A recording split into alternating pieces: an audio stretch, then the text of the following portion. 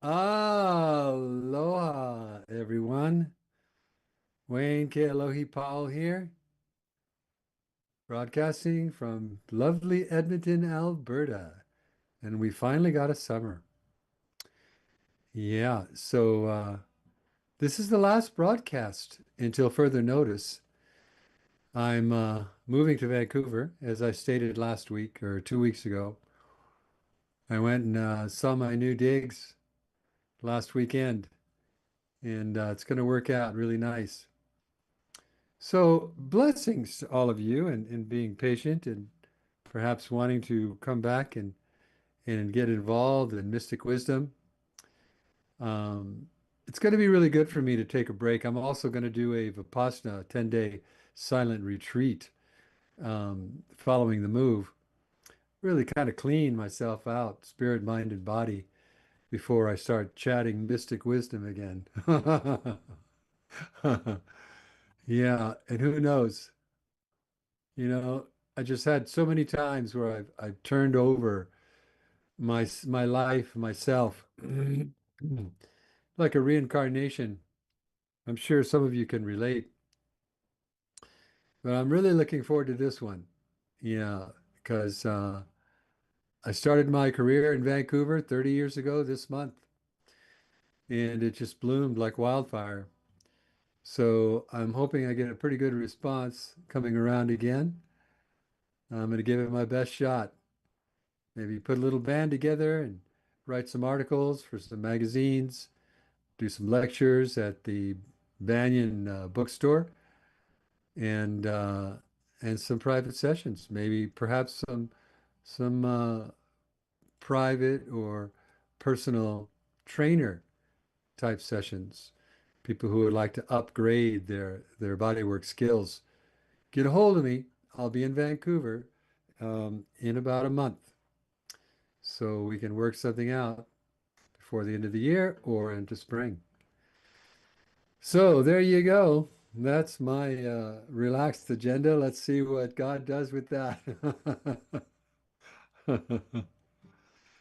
Been a lot of stuff going on, though. I keep hearing from all the astrologers and the tarot readers about the cosmic, arrangement of things that we are affected by right now. And it's pretty awesome.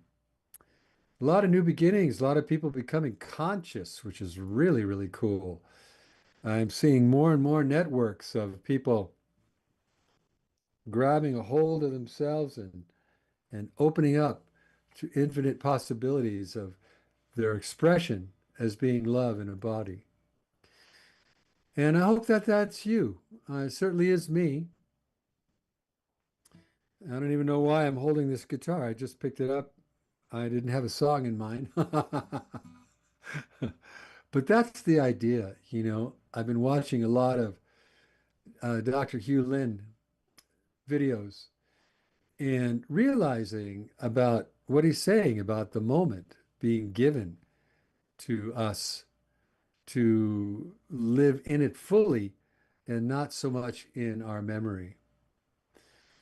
So what is that? What does that look like? Well, I mean, we live our lives in memory. That's exactly what it takes to be able to move your head, speak a language, brush your teeth, drive a car. You need memory for all that stuff. And yet the memories that run us seem to have a good, strong hold on us are our beliefs, our assumptions about life, our moral programming. All of those memories, which were given to us at a young age, seem to run our life. And that's what we want to look at. Because if we're playing with an infinite universe that doesn't have any judgment whatsoever, that has deemed us offspring, that we carry the infinite creation vibe within us. If we are playing with infinite love and light that lives in us, as us, and for us, then there aren't any limits to that. There aren't any judgments to how that manifests. And so this is the polarity that we're working with, because I see, and I've experienced in my own life, a lot of people um, making very definitive judgments about, people's behavior and stuff. And it's natural, it's a human tendency. Nothing wrong with that. Yet when we begin to wake up, we begin to look at, how our beliefs, our assumptions about life, our judgments of ourself and others actually run our life entirely.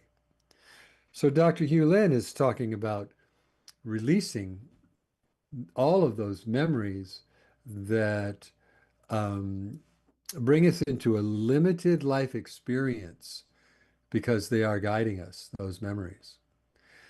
And when we stand down, when we put those guys in the background or move them out of our focus, there is an inspiration that fills the space.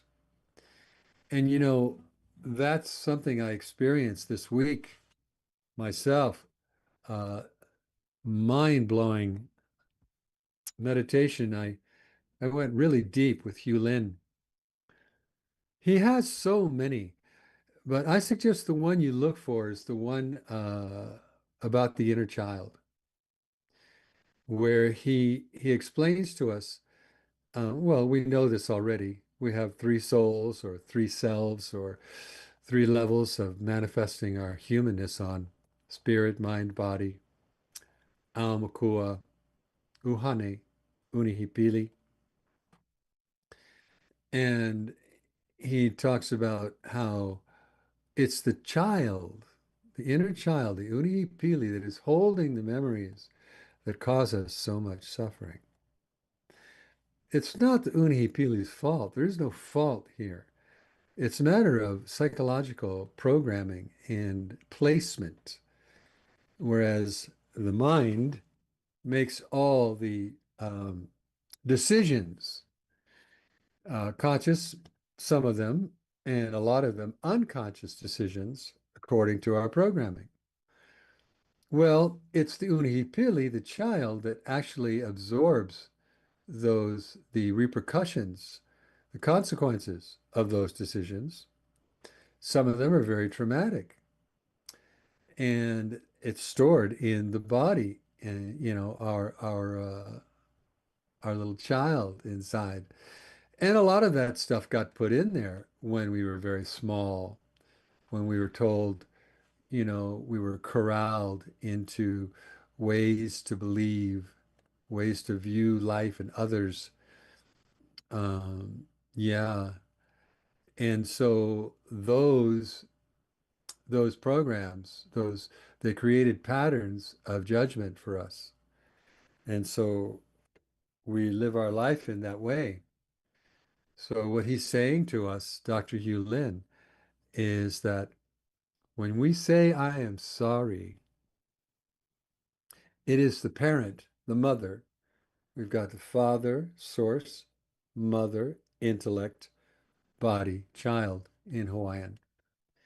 So it's the mother that is saying, I'm sorry to the child for having implemented those programs that are causing suffering, having made decisions that caused us huge traumatic response being held in the body. So that's where I'm sorry is quite appropriate. So I thought that, okay, I can get that. I understand that. And you don't even have to know what is being stored in the body. That's the amazing part. That's why um, I'm sorry, please forgive me, thank you, I love you, is circulating the planet in every country, in every language, because people are getting the the rewards from practicing those four statements to varying degrees, depending on, how they're practicing them. And that's why I wrote the three books series of the Sacred Apology to clarify exactly how to use those lines. So you have the parent saying to the child, I'm sorry, please forgive me for all the suffering that I have caused you. Um, and um, I'm willing with you to hold your hand and release those memories that are being stored in your body, in your child, in your psyche. And so after doing several waves, rounds of this meditation, guided by Hugh Lin, he had us touching the body as we speak and having it feel safe and getting its permission to actually touch it. Um, Top of the head, the way you would stroke a little child and tell it it's okay, right? And it's okay to release those memories. Yeah, that works pretty well too. And so we're going deeper as we breathe. I'm sorry, please forgive me for blah, blah, blah, right? For playing small, for not speaking up my truth, for accepting the limitations that others have planted that are causing me suffering. Yeah. So many times as we're children, being raised by parents who, really don't know any better than to raise us the way they were raised. And so there's a huge limitation in there because the human race is evolving and parenthood needs to evolve as well. Because our educational systems tend to squash the inspiration of the young child that is so innocent and wanting to just create out of the moment, not out of memory, but out of the moment. And that's why we love watching the innocence of a little child, so gleefully playing, you know, um, without a care in the world, no matter what the weather is or others are doing, you know. And then the brilliant minds that they have as they start to develop, that's why things like Legos and puzzles and coloring books are so popular. They do help a little bit have a child discover its creative potential. Yet a child doesn't have to be taught how to be creative. That it's just so beautiful to watch that. As a conscious parent, you're actually listening to what the child is creating. You're actually listening to um, what it's wanting to do, what it's wanting to say, what it's wanting to be in any given moment. And I've learned so much from my kids.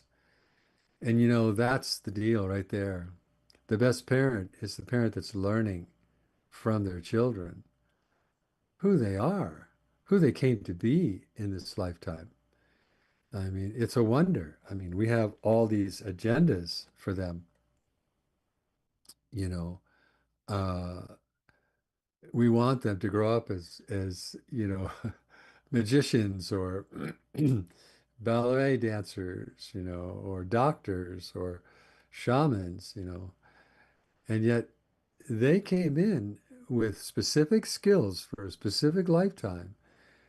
And it's so important as a conscious parent to honor that, to be on a discovery mission as to what tools your child has brought in to to use. I'm living with a 9-year-old right now in this house, and since he was 2, he's expressed a desire to play music. And because I remember when I was here, I gave him a harmonica and this little fake guitar, And we have video of him just rocking and rolling like Elvis Presley, blowing the harmonica and banging on the guitar, not even 3 years old. So when I came into this house 6 months ago, I thought, okay, now it's time to really teach him guitar. And, he was really fascinated by it for about a month. But then he said his fingers were hurting on the strings, even though they were nylon strings. Yeah, it was too much for his pain threshold. Even though I got him a chord book and we got him a guitar that was smaller that he could play easily, and he just dropped the whole thing flat, moved on to keyboard. And so he's got this little keyboard now that has all these presets with drums and all kinds of things. So point of the story is allow them to explore everything because they will come back and they'll settle on whatever their gift is. And that's really, really the beauty of raising a child in this modern day is being able to build a platform for them to stand on and bloom into their creative abilities. Mm.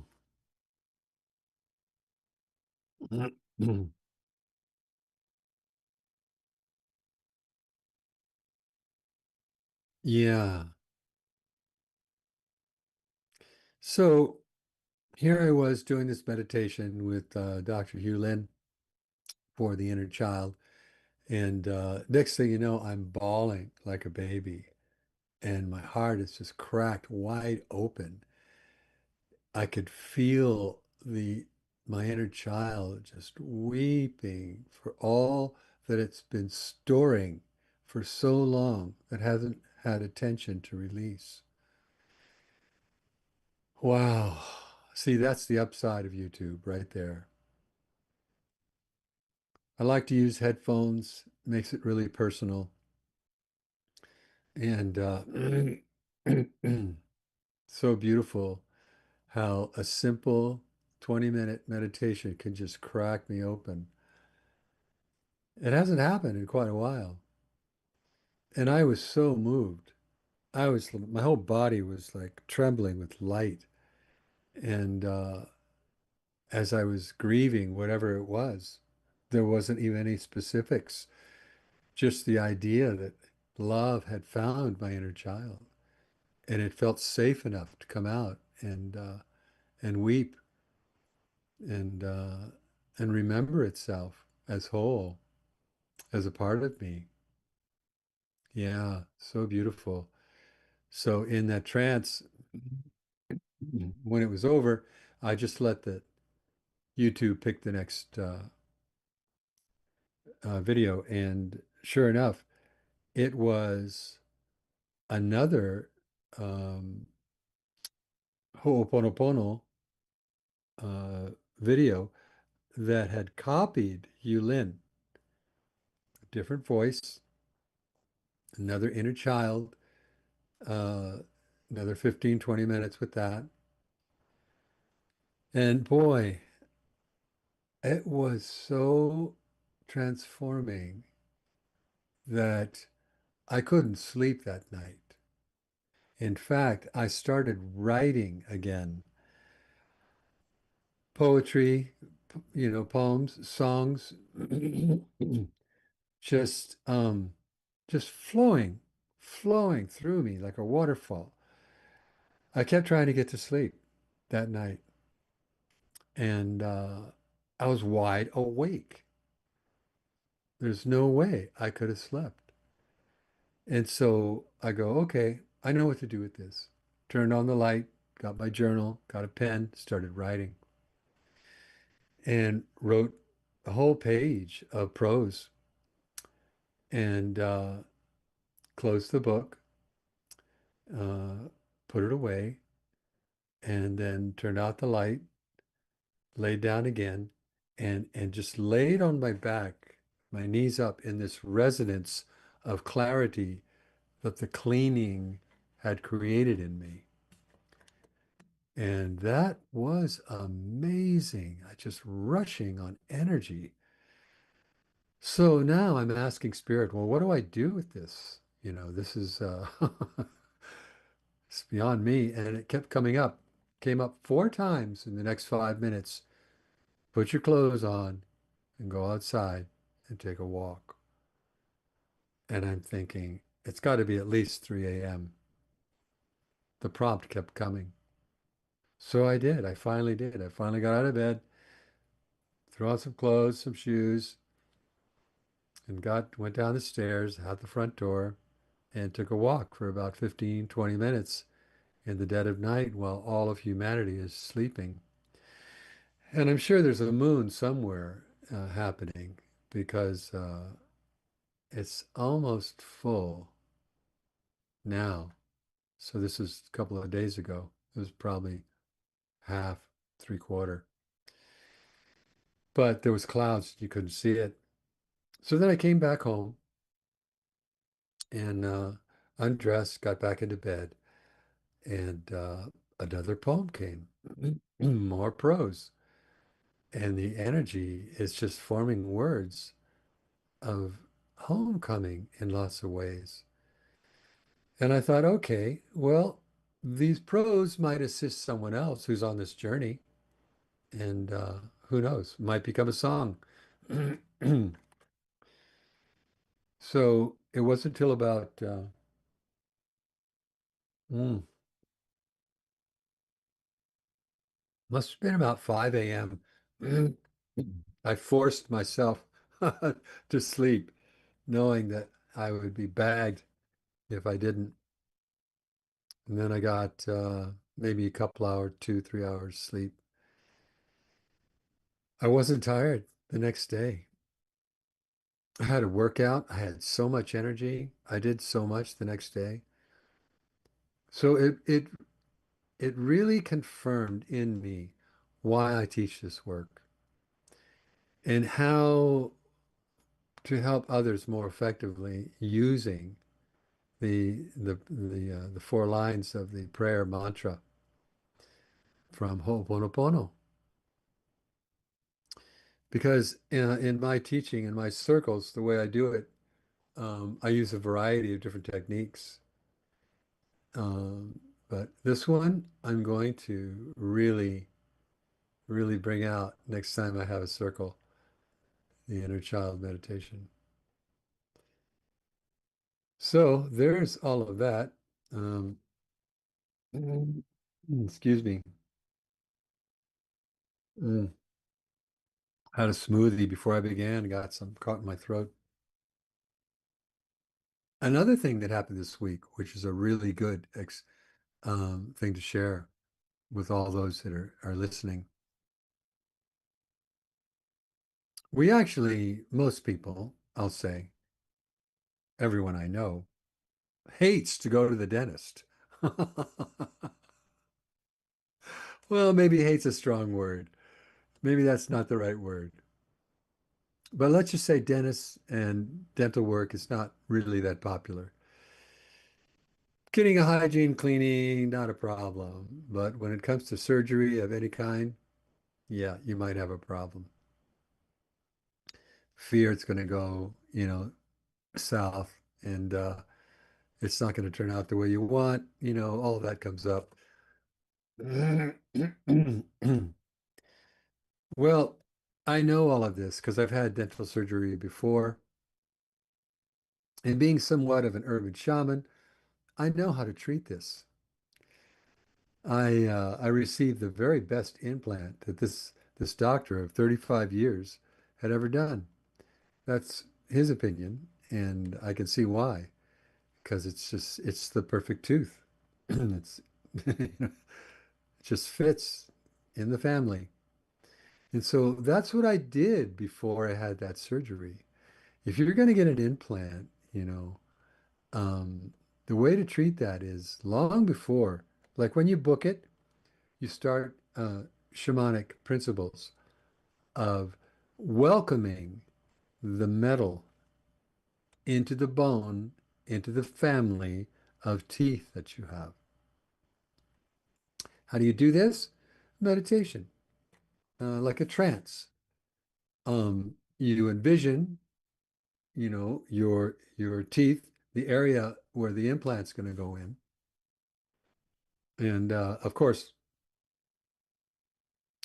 they've got to, take the other tooth out, which can be a journey. But nevertheless, a tooth has died. Little grieving is appropriate because all of your teeth, in a shamanic point of view, they're family.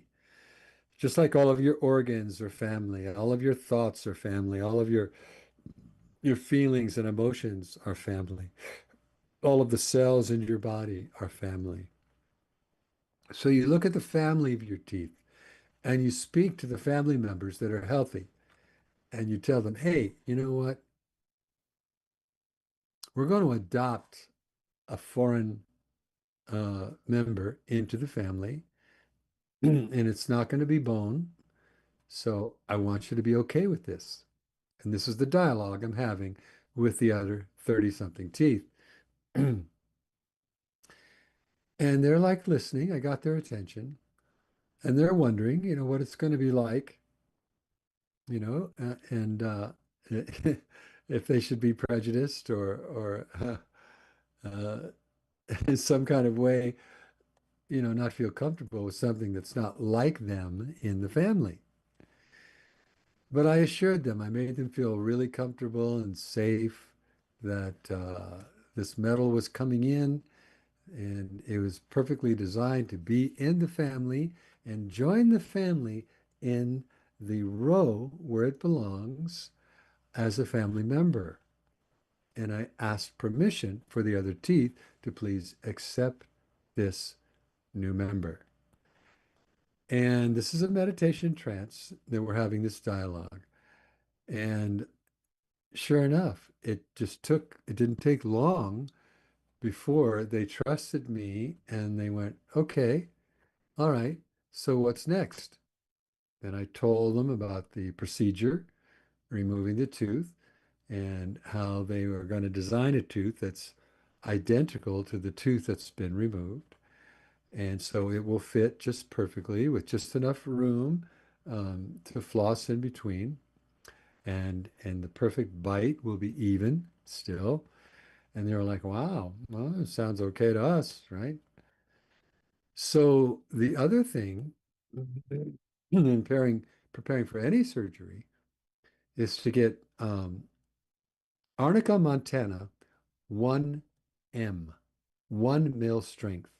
It's a surgical strength. And if you're going to have any surgery at all, I've had the best surgeries, three of them now, taking 1M, 1 mil Arnica montana in the pellet form. You twist the cap like 8 or 9 times till you fill the cap with pellets. You put them under your tongue and you let them melt. 3 applications the day before surgery. So your body is flowing with Arnica montana in the bloodstream. Application before surgery, I mean early in the morning, and then like this last surgery was at noon, so I did one around 6 or 7. Then I did another one right before going in for surgery. So that's 5 applications so far, 3 the day before, and 2 the morning of. Then after surgery, another application, number 6. And then the following day after surgery, 3 more applications. So you've got eight applications total. No, 9, actually. Yeah, 3 days in a row. And there's no bleeding, there's no swelling, and there's no bruising in any surgery I have followed this formula with. Yeah. So the surgery came out perfect for the implant, no problems. And this dentist that I work with, he's kind of a shaman dentist. He's well aware of 1 mil arnica, and he uses it before every single surgery he's ever done. Yeah. He just loads the patient up before even numbing the gums or the teeth. Yeah. But having it in your bloodstream, that's the way to go. I once had sinus surgery. This is where I learned this from a naturopath doctor. He knew they were going to be pounding into here and with a laser and wiping out an infection that was in there. So he handed me that little vial and said, "Look, this is what you do 3 times day before, 3 times day, 3 times the day after, and watch what happens." So the surgeon that was working on me in Honolulu, he had been doing this work for 50 years. Of course, it wasn't always laser, but he evolved with the practice into laser. And I remember waking up from the anesthesia and I'm laying there, and the puzzled look on his face was like something he didn't understand. And I said, "Doc, what's going on? Did everything go well?" And he said, "Yeah, it went really well. I can't understand why you didn't bleed at all. You didn't bruise, and there's no drainage from your nose. There's no swelling at all." He says, "I don't understand it." He says, "Normally I have to pack the nose to catch all the blood that's still coming down." He says, "I've never seen anything like it. 50 years of doing, this kind of surgery." And I just smiled. I was like, ah. So, yeah, that was the first contact. So this last contact, I did a very shaman thing as well with the dentist. This was a root canal this time. And I noticed when they told me I needed a root canal last week, my my belief, my memory of what people told me about root canals. And so I had a major block. I mean, even when he told me about it, I said, "No, I don't want a root canal." So, "Well, then we gotta have to take your tooth out. You have a big hole in your mouth." And I was like, "Oh." So I went to work on it right away in my shaman meditations and realized that I did want a tooth there and that the root canal would go fine. I made a decision. I had him explain to me exactly how it's done. And so, wow, same thing. I got out my Arnica Montana 1 mil, and I kept envisioning through prayers and trance a joyous feeling from having everything go so well. And what that did for me in the chair, because they don't put you out with a root canal. You're still awake. It's not like the sinus surgery. And so I noticed because of all the prep work that I did, sitting there in the dentist chair with my mouth wide open, right? That there was a willingness from my inner child, from my body, to hold my mouth open, even beyond the clamps they put in there to hold it open, with a willingness to light up the doctor with love and with cosmic light and trust him 100% as being, a son of God. And he's working in the community of my teeth. And I've prepared the teeth for what's happening and that specific tooth, which had died, and a little grieving process there. And the willingness, I was able to relax through the whole uh, root canal procedure. And it went so well, so smooth. In fact, this doctor was so skilled, he didn't over numb me. I had a younger doctor 2 months ago found such a tiny, tiny, tiny um, cavity that couldn't even be seen hardly on the X-ray. And he numbed my whole side of my face for 6 hours for this little tiny cavity. This guy, he's drilling in deep into this tooth 3 times, right? And all he numbed was just the lower gum around the tooth. So I come out of there, walk out of there feeling okay. It's like, wow, my face isn't numb after all of that. And I was like, wow, okay, it's working again. And sure enough, and that was the other thing was I had a belief about antibiotics. When he told me I had to take antibiotics the week before the surgery, I said, no, no, no, no, I'm not going to do antibiotics. I'm sorry. He goes, why? It's because it destroys your biome. All the doctors know that. He goes, well, you get it back. But if you don't take antibiotics, and then I remembered I had an experience when they removed an impacted wisdom tooth 25 years ago. And here I was, this holistic health educator, knowing everything about the biome and the body and shamanism. And so I just didn't even take the antibiotics. In fact, I was on a mission from Vancouver to California to edit a video, and I left the antibiotics. I wasn't going to take them. By the time I got to California, my whole jaw started to swell up, and within 2 days, I couldn't even open my mouth, and the pain was so excruciating. So I remembered that antibiotics are a good thing when you start drilling into bone. So I made friends with the antibiotics. And I thought, okay, you're going to do your job. I won't resist you. See, the lesson in all of this is what you resist persists. What you resist will create a pretty strong whiplash of what's coming. Yeah, because resistance stops the flow. So look around in your life, and if you find things that, you are resistant, or people that you're resistant to, or whatever, look inside yourself and make some adjustments if you want things to flow better. So, yeah, I came home with the assessment I would need a root canal with the antibiotics. And I opened the jar and I looked in there. I say, you guys, you beauties, you know what? I love you and you're going to do me right.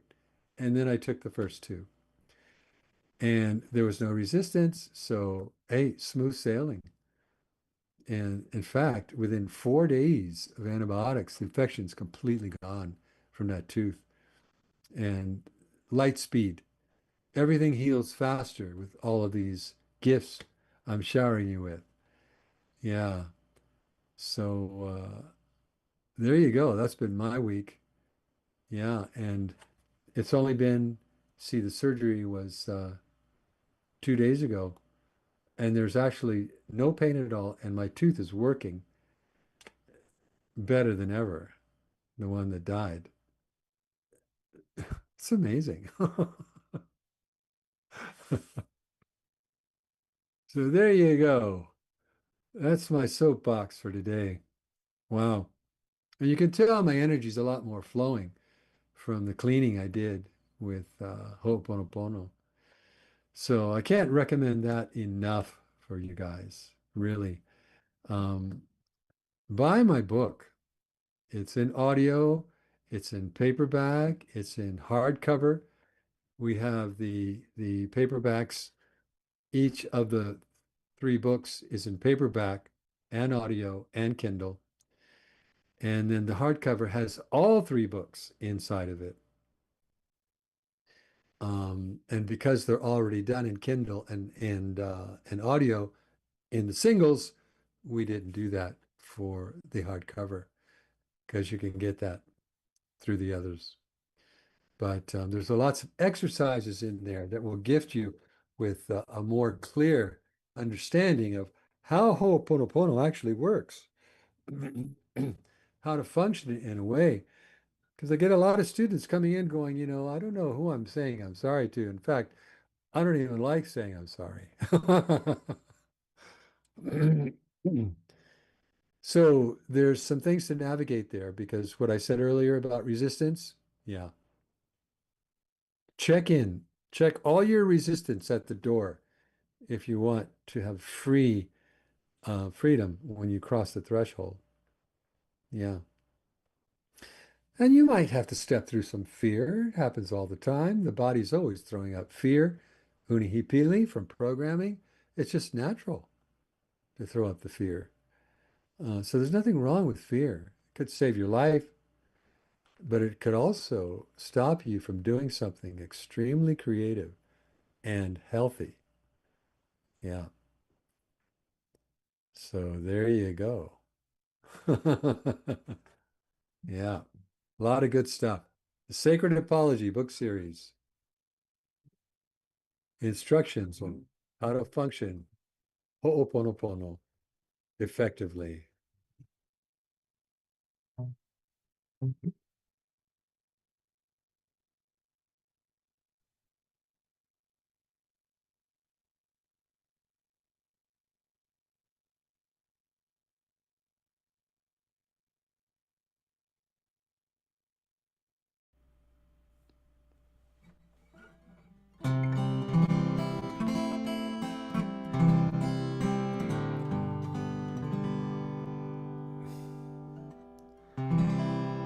Be in love with letting go. You'll find your way. Resistance always has its cost. You'll find this true today.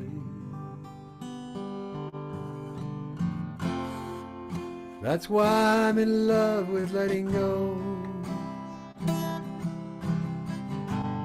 Why I treat myself so well. Be in love with letting go, and you will find yourself getting well. You don't have to know what the memories are. You don't have to know how to heal them. You don't have to go to the doctor or the psychiatrist to heal yourself from toe tip to toe. Be in love with letting go.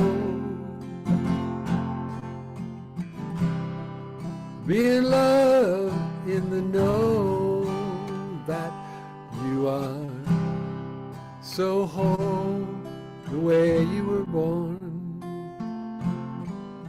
So be in love, letting go. Let go of all resistance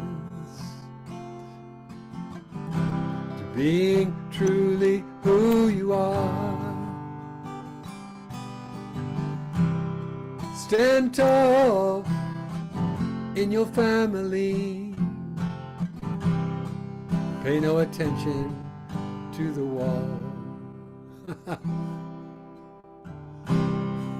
Be in love with letting go.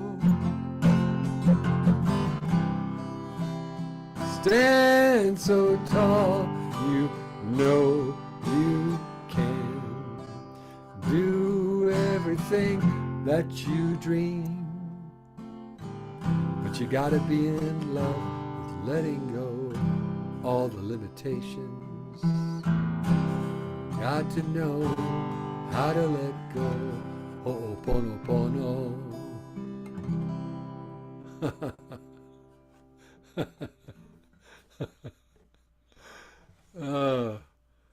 Yeah, well, I promised you some more inspirational, in the moment songs. So that's the one for today. I had no idea what that was about. We'll see what that turns out to be. Okay, John, we were having a discussion before this began. Do you remember what it was about?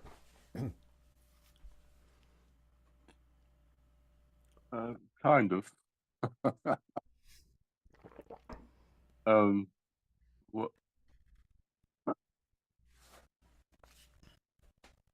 I've said that yes, I can be moving along, feeling reasonably as if things are okay, I'm progressing, and then reflect on my life or think uh, I don't do enough or it's not good enough, and then very quickly go into, I'm useless, I'm a worthless shit, um, and just feel guilty and sort of like, well, I've just made the wrong decisions, that etc. etc. Yeah.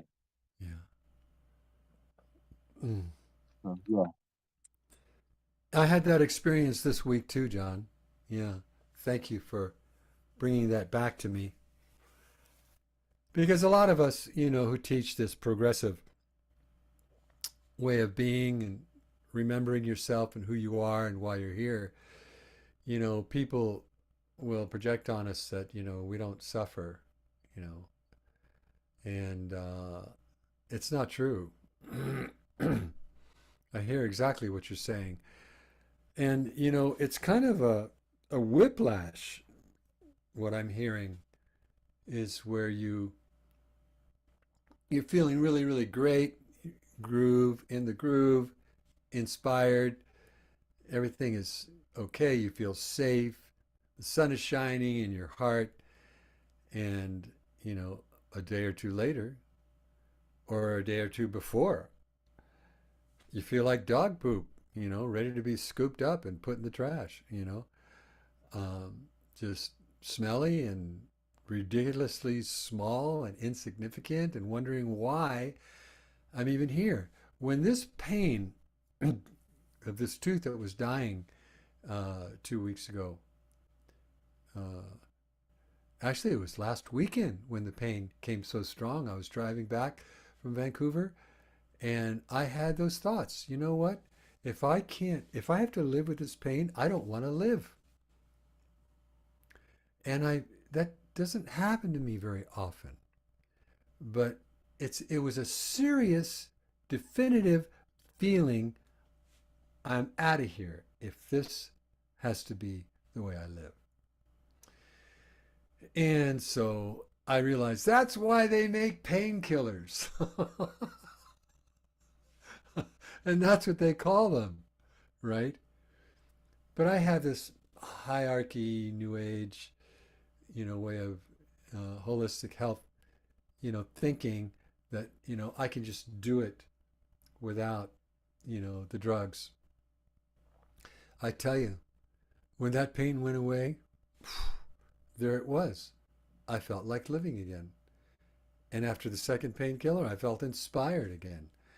So, John, it's really hard, I noticed, to detach oneself from a very strong depression, a very strong anxiety, a very strong belief that I don't belong here anymore.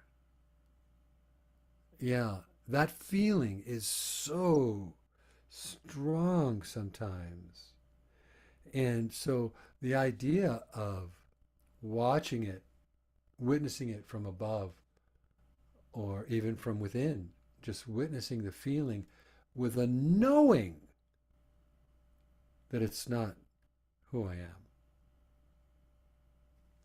And even that knowing sometimes seems to get so dim that I want out of this body. Yeah, so I'm really familiar with this. So what I'm trying to say is every feeling, whether it's exaltation or wanting to kill yourself, the one thing they have in common, they go away. They come, they visit, and they go. And here's where the resistance factor plays in strongly. If you resist a feeling you don't want, it will increase. And it'll keep increasing. It's just science. It's the nature of how we're constructed. So the new thought of how to treat those feelings is to feel them fully and do our best to appreciate them instead of resist them as a signal to do something about it that is more healthy than resistance. Because the child, it doesn't like pain, the inner child. All it can think of is getting rid of it as soon as it comes on. That's our human programming. Nothing wrong with that. So I'm not finding a really consistent way of feeling always safe and filled with joy all the time yet. And I think that's what your question was about. How we tend to evolve 2 steps forward and then 1 step back. 2 steps forward, 1 step back. 3 steps forward, 2 steps back. Yeah. Uh, does that kind of answer your question, John? Mm. Um, yeah, I think it's looking at it in a slightly different way, and as you said, not immediately resisting it or making it wrong. Really, it's kind of what you're saying. Mm. Yeah, because it feels wrong, and all I want to do is resist it. Yeah.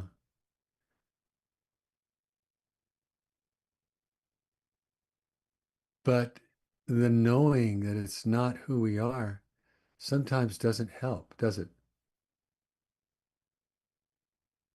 No, not when you're in it. No, you're kind of in it. Yeah.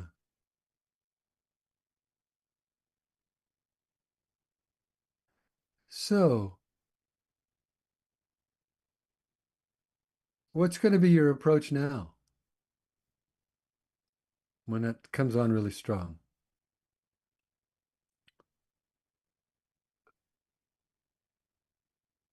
Um, well, I guess acknowledge it, and it's somehow familiar, and yet not who I am, Mhm. or not, Acknowledge it. Go ahead. or not coming from a place, not coming from the truth of who I am, a loving place. That's all intellectual and it's really good. What I'm getting to offer you, it plays nicely into what I've said already. When it comes on, now imagine that you have a family of feelings. There's so many. I mean, there's dozens and dozens of feelings and sub feelings. And so when it comes on really strong, imagine that it's a family member that has come to stay for a little while. But be aware at the same time of all the other family members that are around. Joy, peace, happiness, faith, trust, compassion. Those two are family members that are watching this one family member come into the center of your experience and really make you feel pain, suffering. So that's one way to address and then ask the pain. Ask this family member, what does it need? Is there some form of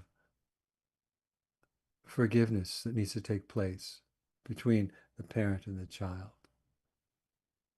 that's working really good for me is after I had that opening with that Dr. Hugh Lin meditation. Now my parent is so active about the pain in my leg and just showering it with I love you, even when it's not hurting, and especially when it's hurting. Now I'm feeling my inner child hurting, not just my leg. So if you explore those things, the pain might serve you to figure out what form of forgiveness, of letting go of something will help. And you can even use a little dialogue like, whatever is causing this, I forgive. I give it permission to release now. I love you. And keep showering it with that tender parental vibe. In Vipassana, they teach us to observe the pain without agenda. You'll be sitting in a lotus position for 40 minutes and your legs start screaming at you. And they teach you to just observe with a loving, open mind. And you know what? John, the pain goes away.